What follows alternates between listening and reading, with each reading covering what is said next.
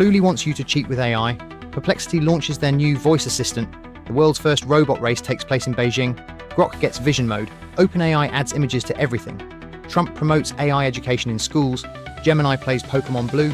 And Higgsfield lets you punch anyone in the face. All this and more in this week's AI Roundup.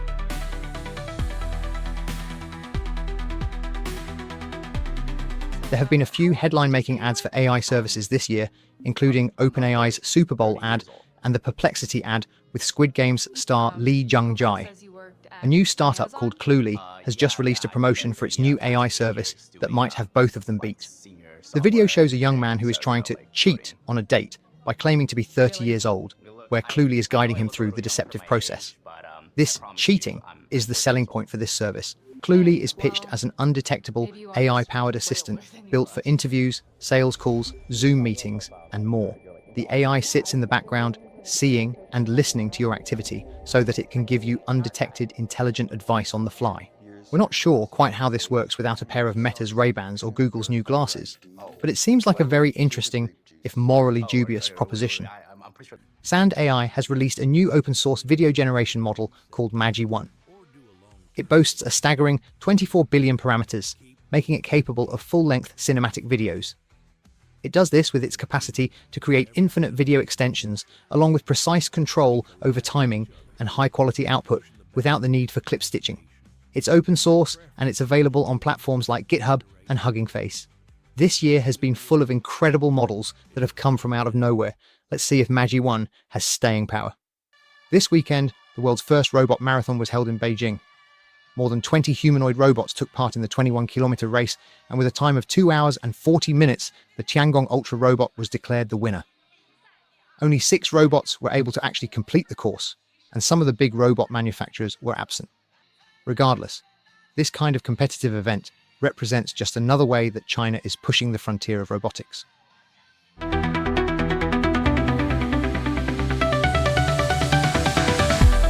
Testing Catalog has reported that Google are working on a new visual interface for AI Studio that allows developers to see the output of the code they are developing live as it is being constructed.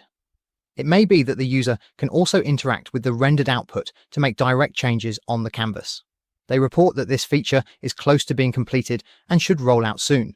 Google seems determined to ensure that they are at the forefront of AI coding tools, and we're very pleased to see it. In a video put out today by Microsoft's CEO, Satya Nadella, he explains how AI is accelerating advances in healthcare and, in particular, disease diagnostics. The video demonstrates their dedicated medical diagnostic tool, DXGPT, an AI tool designed to diagnose rare diseases where a potential diagnosis can be achieved in minutes rather than months or years. As so much diagnostic work is down to spotting patterns, AI naturally excels at this type of task. Sometimes it's easy to be pessimistic about the impact of AI, but this reminds us that there's also many reasons to be optimistic. An incredibly impressive startup story has emerged with a text-to-speech model called Dear. Nari Labs was started by 2 undergrads who loved the podcast feature in Notebook LLM so much that they decided to build their own text-to-speech model. And in just 3 months, with very limited resources, they trained a 16 billion parameter model that many are claiming is better than 11 Labs. In their first 24 hours since launch, they're trending number 2 on Hugging Face. A remarkable achievement. And finally, even football stars aren't safe from the rise of the robots. The Booster T1 humanoid robot from Booster Robotics is seen showing off its soccer skills with a variety of tricks and shots that are quite impressive.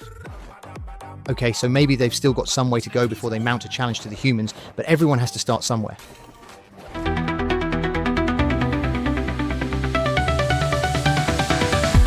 OpenAI has announced that image generation will now be available via its API.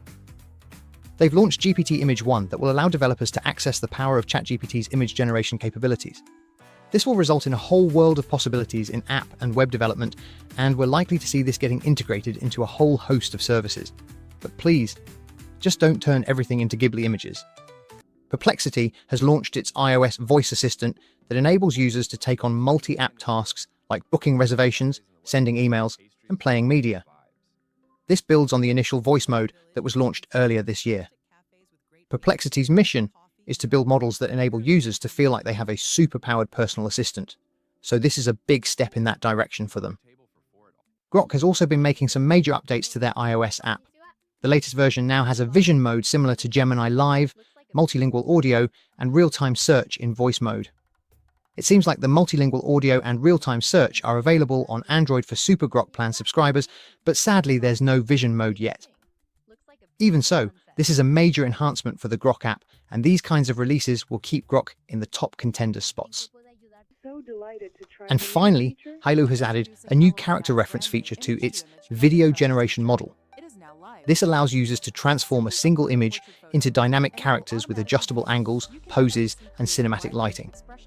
Maintaining character consistency across scenes is still one of the biggest obstacles to creating multiple scene videos with AI. So this feature will be very welcome to everyone who finds that process frustrating.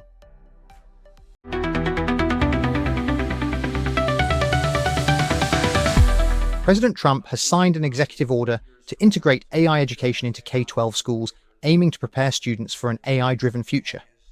The Trump administration has been keen to push the US as the major player in artificial intelligence, and Donald Trump said, "We have trillions of dollars being invested in AI. AI is the way to the future." The order proposes training for students and teachers in AI and aims to establish public-private partnerships to assist in the effort. Lovable is a popular AI coding platform, and today they have announced a major upgrade to Lovable 2.0.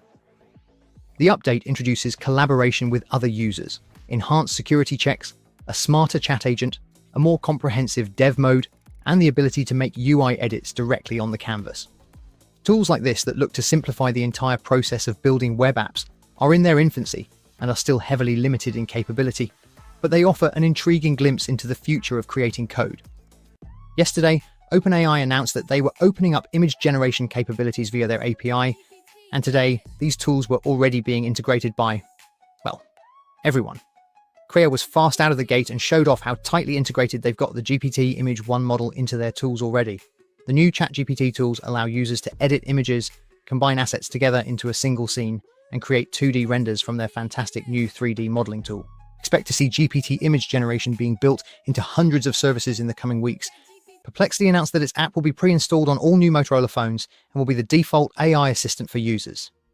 The partnership includes a 3-month Perplexity Pro subscription, giving users access to advanced AI models like GPT-4o and Claude 3.5. Motorola might only have a 5% market share, but this is still an impressive achievement for Perplexity. And finally, the video generation model Higgsfield has announced a new, cheaper, faster turbo model, and along with it, 7 new cinematic camera motions. These preset camera motions are at the heart of Higgsfield's success, and the latest additions take their library up to 80. The motion that has generated some of the most viral videos so far is the new face punch effect. It's producing some amazing and often hilarious results.